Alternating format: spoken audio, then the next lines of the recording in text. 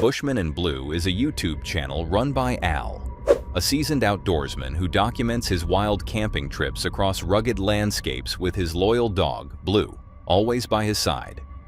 Most of Al's videos are exactly what you'd expect from the channel's name: breathtaking scenery, practical outdoor tips, and that quiet, steady pace that makes you want to lace up your boots and disappear into the hills for a night. But this particular trip would end up proving something Al often hints at without needing to say it outright. In untamed wilderness, things can go wrong fast, even on a day that looks perfect. The adventure began like so many of his trips usually do. Clear weather, calm conditions, a sense of excitement as Al and Blue set out toward Scotland's Hidden Valley, heading deeper into the mountains with a simple plan: hike in, find a quiet place to pitch a tent, and spend the night surrounded by some of the most dramatic landscapes the country has to offer. The kind of trip built around solitude, fresh air, and that peaceful rhythm you only get when the road is far behind you.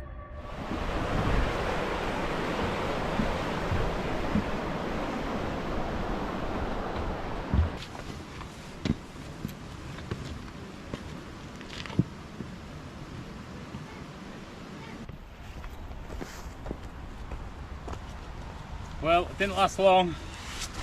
It's 5 degrees at the car, so it's pretty chilly, but as I always say, start off with one less layer than you think you need. So within 15 minutes, off it comes. Every time.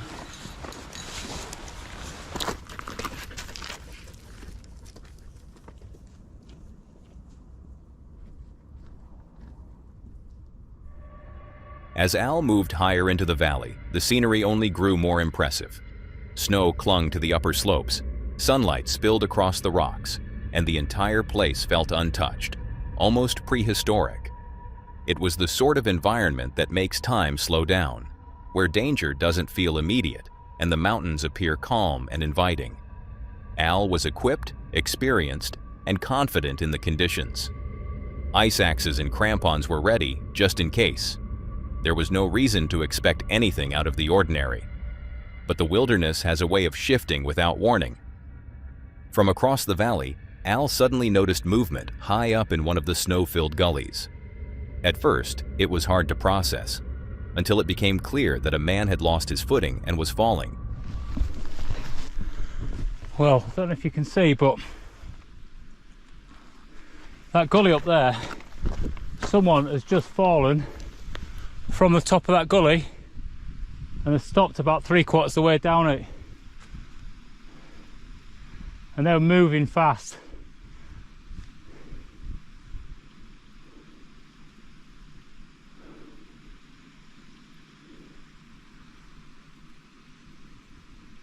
I'm just listening out to see if there's any noise or any distress signal there. Don't look like they're moving, to be honest.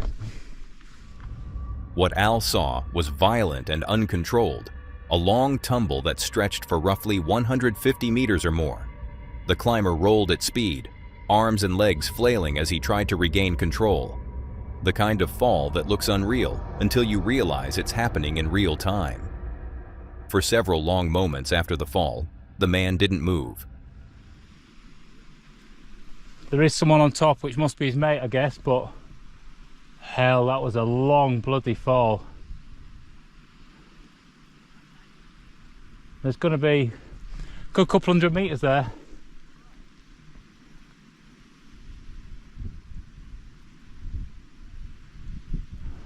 I'm just going to call through and just see if I get an answer. Jeez. Al stayed locked on him from a distance, listening for any sign of life, knowing how easily something like this could become fatal in the cold and snow. Then, finally, a hand signal, small but unmistakable, letting Al know the man was conscious. Even so, it was immediately clear this was serious. A fall like that could mean broken bones, head trauma, internal injuries, and up here, with daylight fading, the difference between hurt and stranded can become a dangerous line. Well, I just shouted over and I did get a hand signal, but he was really falling, like proper rolling, arms and legs all over, so there's a good chance he's hurt himself. Anyway, there's 2 other people here, so I'm just gonna head over and then just make sure he's all right and doesn't need any sort of support to get back down again. Frig me, that was a hell of a fall though, and he was proper just arms and legs doing cartwheels everywhere. Right, let's get over there, eh? He's at the bottom of the gully. Right, okay. Just found these 2 skiers here, so I'm just going to head up and just see if this guy's all right.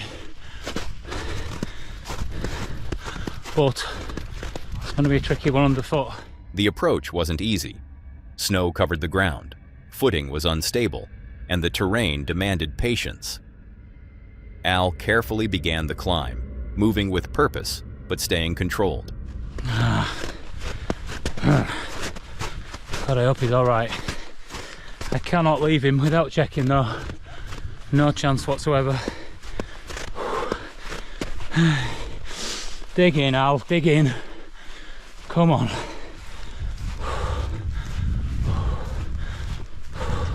Well, crampons on, ice axe out. And if you can see up there, 2 people now. One guy's walked his way down to the other one. He's moved and he shouted and said everything's okay, but he hasn't stood up. I just feel I need to just go check in and see what's going on.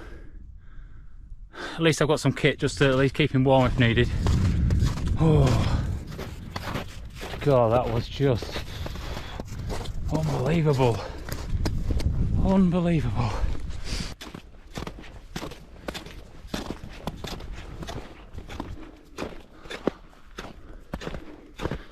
Rescue dog.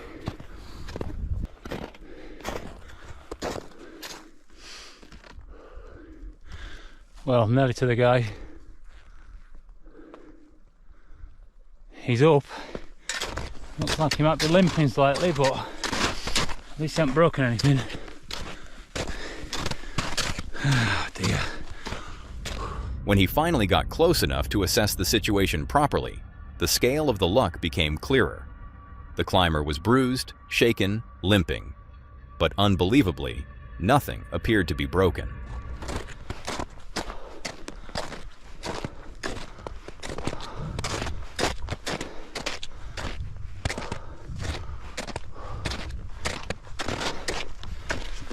Here he is.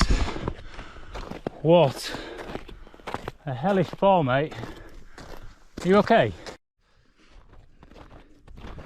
Well, he's alright, he's a fella. He's just busted his ankle, and I'm just going to sort of lead him down now just to make sure that he's safe while his mate's gone back up just to gather a couple of items that have fallen out of his hands, like his ice axe. He lost his ice axe on the way down. So I've given him mine just to give him a bit of extra support with his ankle, and we're just going to make our way back down the valley, and then I'll just camp out down there somewhere, I reckon. Oh, what a day. What a day.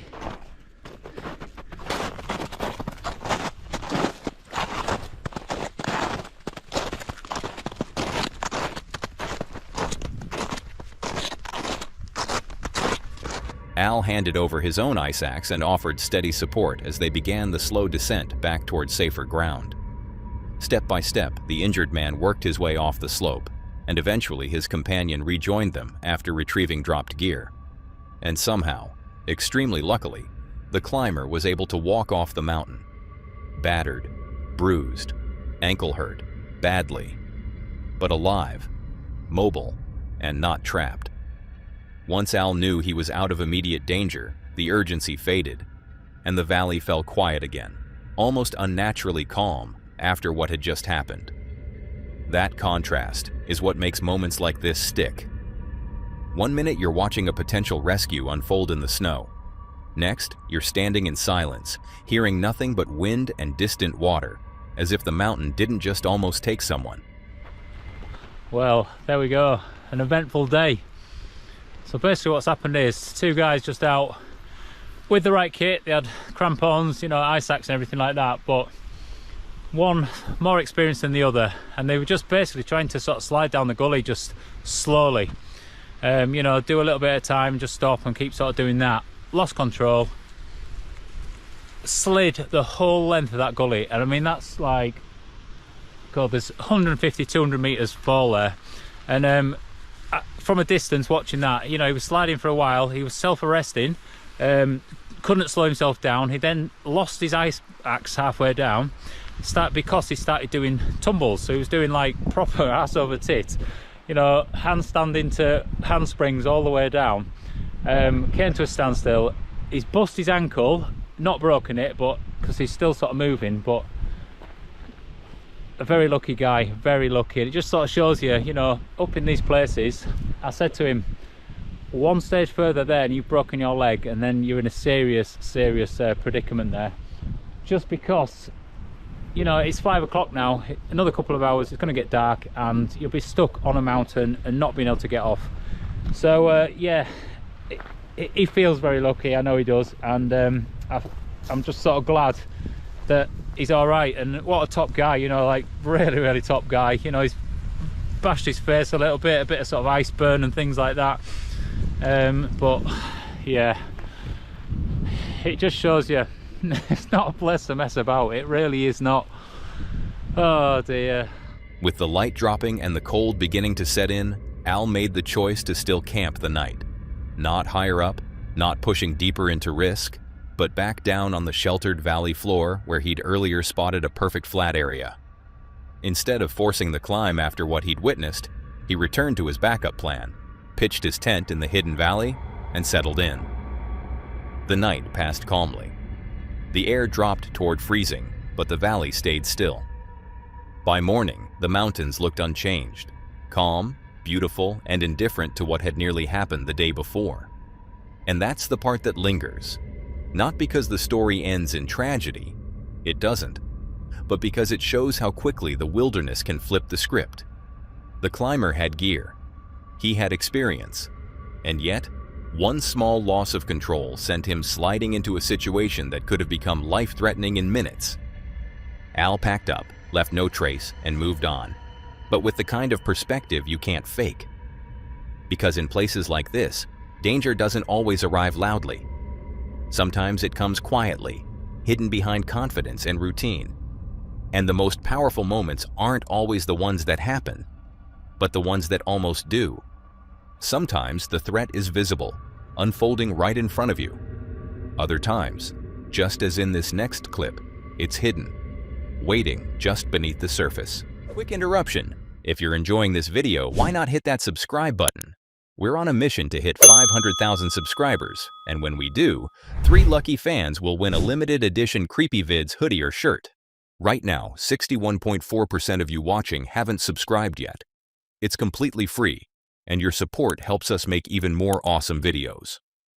So, don't miss out. Subscribe now, and let's get back to the video. At first glance, duck hunting is often considered one of the safer forms of hunting. It usually takes place near open water rather than deep wilderness, where encounters with predators like bears or mountain lions are a real concern. But like most outdoor activities, safety can change in an instant. That's something Ethan, from the Lucas Ranks YouTube channel, learned the hard way in November of 2020. He was out duck hunting early in the morning, armed with a shotgun as the sun was just beginning to rise. After waiting along the shoreline for several hours, he finally spotted a duck within range and took the shot. The bird dropped, but not where he had hoped. It landed farther out in the water than expected. Without a boat, Ethan made the decision to wade out and retrieve it. He had plenty of hunting experience, but he wasn't familiar with this particular lake. What he didn't know was that just a few feet from the shoreline, the lake floor dropped off sharply. As he stepped forward, the ground suddenly disappeared beneath him. Ethan found himself struggling to stay afloat.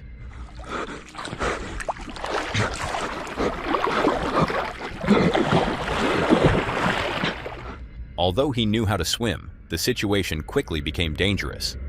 His waders filled with water almost instantly, dragging him downward and severely limiting his movement. Under normal circumstances, staying afloat for a strong swimmer isn't difficult. But water-filled waders turn a manageable situation into a life-threatening one. Each second increases the risk of drowning, as the added weight pulls the body lower and saps energy faster than expected. To make matters worse, the water was extremely cold. Even if Ethan managed to stay above the surface, hypothermia posed an immediate threat.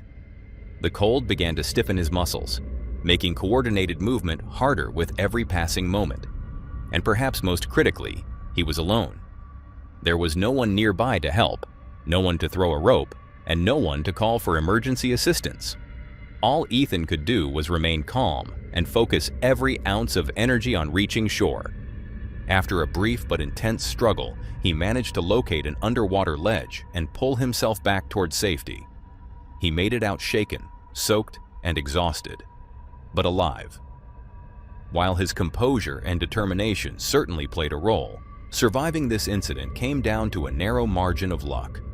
It was a stark reminder that even familiar activities can turn dangerous without warning, and that water, especially cold water, leaves very little room for error. In that moment, danger was obvious. What comes next is unsettling, because it isn't.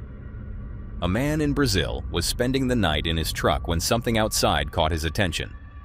Near a nearby building, a figure stood completely still. At first, he assumed it was just another person lingering in the area, someone waiting, resting, or passing time. But the longer he watched, the stranger it felt. The figure didn't shift its weight, didn't react to its surroundings, and remained oddly indistinct.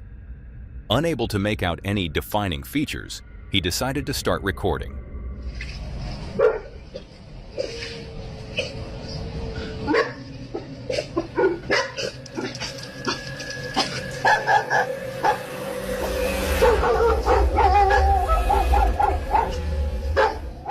When a bike passed by, its headlight shone directly on the figure. Instead of reflecting, the light went straight through, and the figure vanished instantly. As a motorcycle passed by, its headlight briefly illuminated the area. But when the beam swept across the figure, something unsettling happened. Instead of reflecting off a body or casting a shadow, the light passed straight through it. In that exact moment, the figure vanished completely. After re-watching his footage, the man also noticed something else. There was no visible head. That realization was enough. He left immediately and chose a different place to spend the night. So, what do you think happened here? A trick of light, a camera illusion, or something far more difficult to explain? Whether that figure was real or an illusion remains unclear. But this next situation certainly involved a person, undeniably real, and far too close. A man went camping with his wife, looking forward to a quiet escape and a night surrounded by nature. The trip started exactly as planned. They set up camp, cooked together, and spent the evening relaxing under the open sky, enjoying the kind of calm that only comes from being far away from everything familiar. Nothing about the night felt unusual, but by morning, that calm was shattered.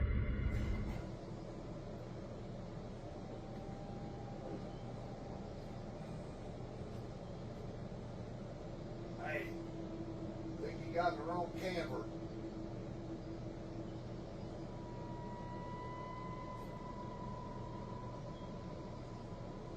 Hey there.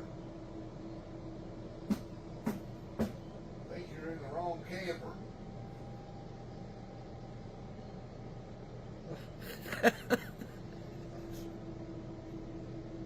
Hey, did you stagger into the wrong camper last night?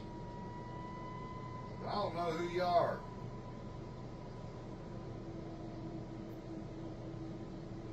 Somebody's probably missing you, though.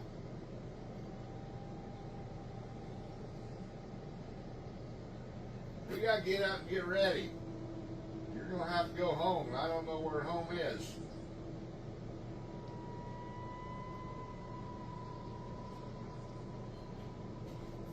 Hey, dude. Hey. I don't know who you are. You're in my camper. Whoa. What am I doing in your camper, bro? Well, I don't know. You must have slept a good one off. I haven't When they woke up, they realized someone was inside their vehicle. A complete stranger had entered during the night. At first, panic set in, but as they watched him more closely, it became clear he seemed disoriented rather than aggressive. He appeared confused, unsure of where he was or how he'd ended up there. Instead of escalating the situation, the campers stayed calm and spoke to him carefully. The man eventually left without incident, and no one was harmed. The encounter ended peacefully, but it served as a sobering reminder. Even in remote places, locking your vehicle at night matters. Had the stranger been there with bad intentions, the outcome could have been very different. It seems that sometimes confusion keeps situations from turning violent. Other times, uncertainty only makes them worse. On Halloween night in 2022, Rick set out to camp alone in a remote wooded area near his home.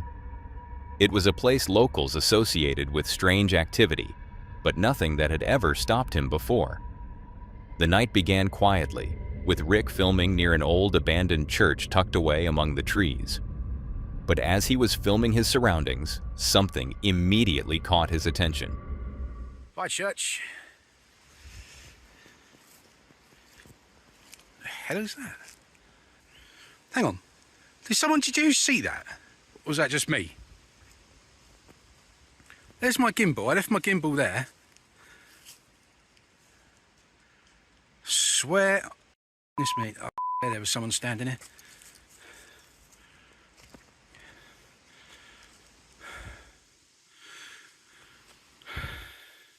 There was someone standing right here. I swear to God, there was someone standing right here by my gimbal. A figure appeared standing close to his camera, partially obscured near a fence line. The presence was brief, but unsettling enough to make Rick uneasy. Unsure of what he had just seen, he gathered his gear and returned to his van, choosing to put some distance between himself and the church. And when he reviewed the footage more carefully, the figure was indeed there, clearly visible, standing silently near the fence. Despite the unsettling discovery, Rick tried to rationalize it. He convinced himself it could have been a trick of the light, a shadow, or someone passing by without ill intent. Eventually, he settled back in, hoping the night would pass without further incident. But just as the memory of that figure began to fade, and Rick drifted toward sleep, something else happened. Around 1 a.m., he was jolted awake. What is it? 1 o'clock in the morning, and I swear blind, I just got woken up by someone trying the van door handles.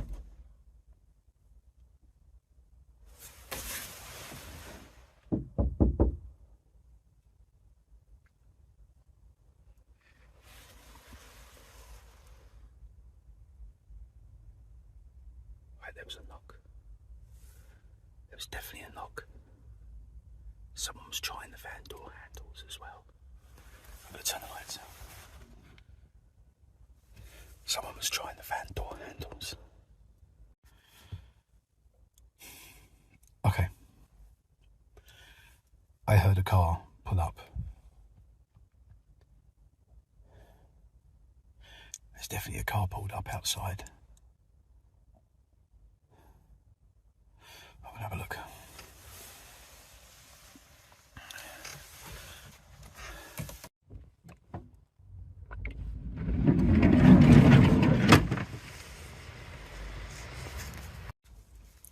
Well, that was weird. I opened the van doors and then within a minute there was a car reversing up and it's just driven off. So it's all quiet out there now, so I'm just going to try and get myself back to sleep.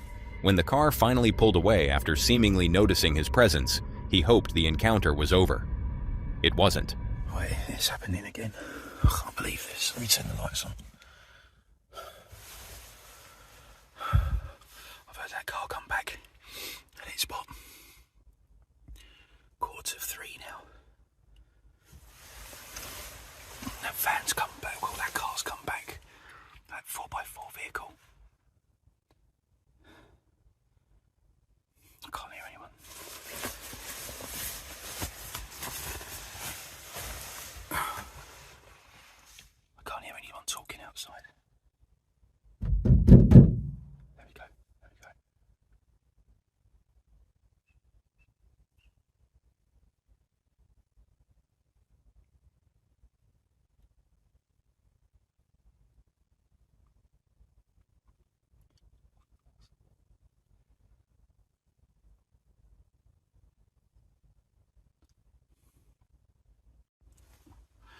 Right.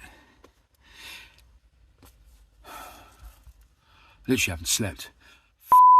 This. I am going home.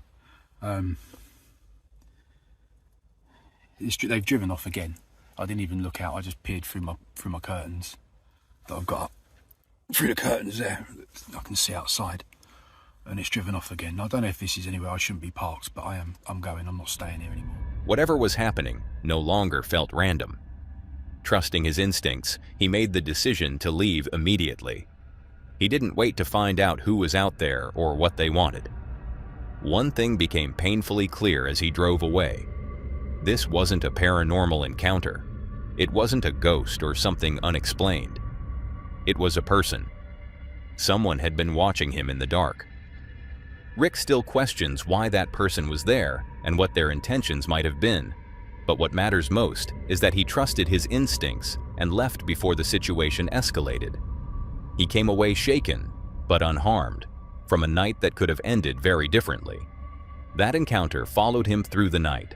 The next appeared in an instant, and was gone just as quickly. These friends were driving along the Kerala highway in India, heading toward their next camping destination. The road was quiet, surrounded by darkness, with little traffic and no nearby buildings. Just open land stretching into the night. The drive had been calm, almost monotonous, until something on the roadside abruptly broke that sense of ease.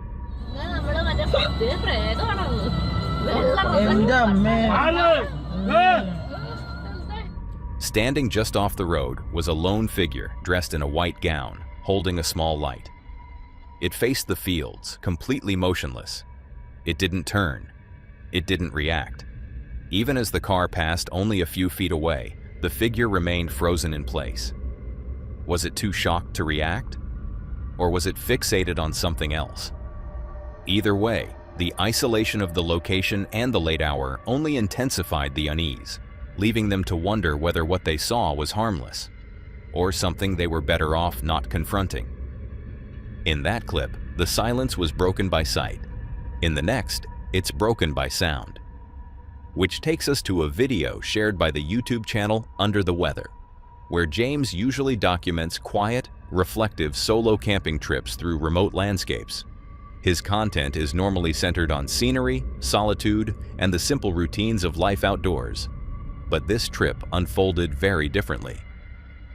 James had chosen a remote glen in Scotland, a place locals rarely visited, and one that carried a reputation for being unsettling after dark. The weather was calm, the mist hung low across the valley, and during daylight hours, nothing about the area seemed threatening. It felt isolated, but peaceful. With his pack and camera, James made his way deeper into the valley and eventually selected a spot near the river, pitching his tent where the water moved slowly and the surrounding forest rose thick and silent around him. Hi guys, welcome back to Under the Weather. First winter camp of 2022. Gonna have a wee camp overnight. Got a fire going, cook up some chicken wings I hope, and gonna cook with alcohol for the first time, so stay around and see how that goes. That should be it, so let's have some fun. Let's check it out.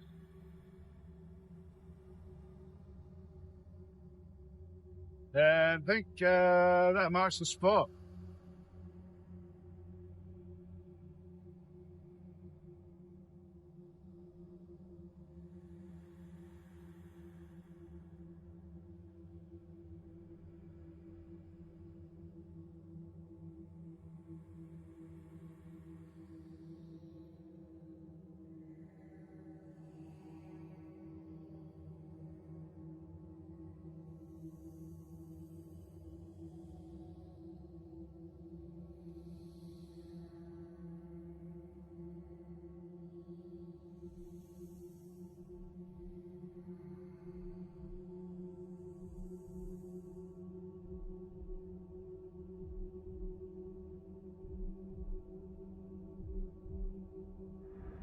As night settled in, the glen changed.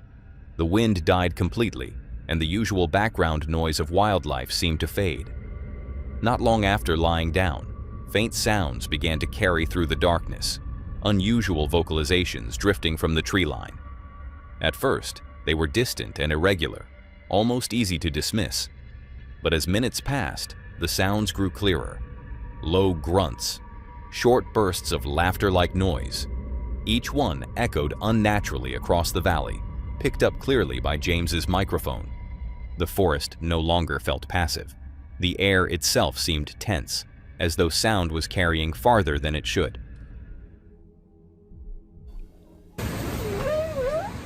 Hello?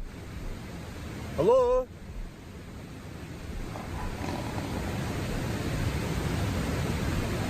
Hello? Hello?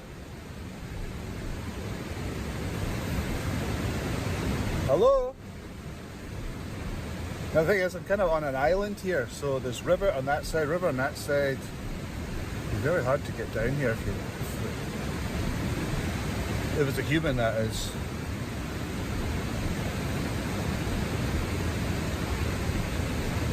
Hello? Typical, now I can't hear a thing.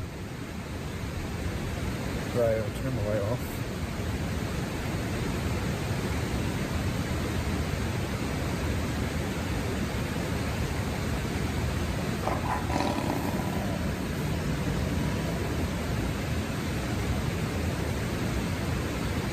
I've got a knife in here. I've got a knife. I've got a knife.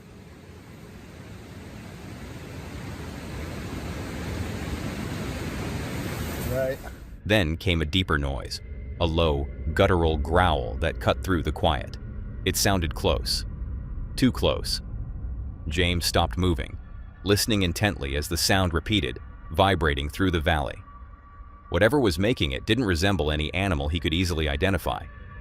For several long moments, he remained completely still, trying to determine whether the noise was moving or circling. The uncertainty was worse than the sound itself. Well, that definitely sounded like somebody there. But there's no one here. Every time I come out, it's empty. Unless I come out the river. I don't even think. No, because as I said, I'm basically on an island, so there's no way that anyone could actually get it. Jesus Christ!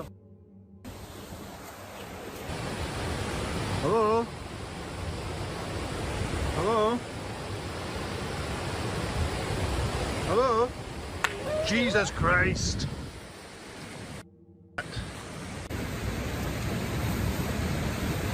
Hello? Did that noise again? It sounds like somebody laughing outside, but I have no idea. Huh, unless it's the kelpies. Oh. Hello? Right, I might have to leave. But I can't leave, so I'm stuck here for the whole night. If I don't make it, this is my last will and testament, right? You're the last person to see me alive. Yeah. So they say, how did you sleep? I'm like, great. Like a psycho with a knife. Good night. Good night. Good night. Unease finally overpowered curiosity. James retreated fully into his tent, gripping his knife more for reassurance than defense. He tried to steady himself, even forcing light jokes to the camera in an attempt to stay calm. But the sounds continued, lingering just beyond the reach of his lantern's glow. The source remained unseen, concealed by darkness and mist. Sleep never truly came. He stayed alert through the night, listening, waiting. At first light, James packed up and left the glen without lingering. The daylight brought clarity, but not answers. Whatever had surrounded his camp remained unidentified, and while nothing physically happened, the experience stayed with him. A reminder that isolation can turn familiar landscapes into something deeply unsettling once the light is gone. Nothing ever revealed itself in that valley, but the feeling stayed. And this last story shows how that same unease can follow you onto the road. In November 2021, YouTuber Chelsea Maxine set out on her first solo road trip, timing it just days before Halloween. At first, the journey felt exciting, liberating even. But as daylight faded, unease slowly began to take hold. I feel like part of me felt like it should just stay in the car all the way to my destination and then only get out there. And that's how I've been living. I've been living very cautious, overly cautious. I will be okay by myself. This is really freaking me out. But I can do it. It'll be okay. She still had hours left to drive, needed fuel, and hadn't decided where she would sleep for the night. The uncertainty weighed on her as she stopped at a gas station to regroup. Something about the stop made her uncomfortable. She left quickly, but soon realized a car appeared to be following her. Feeling nervous, she pulled over, hoping it would pass, but it didn't. This guy is literally on my butt. I just had to pull over because this guy was riding my butt and I couldn't freaking see anything anywhere, so I just had to pull over and let him pass me. Literally all the way down the road. And I just keep picturing that movie. I can't remember the name of it right now. I don't even want to say the name of it right now, even if I do remember it. I'm over here. I just pulled into this church really quick.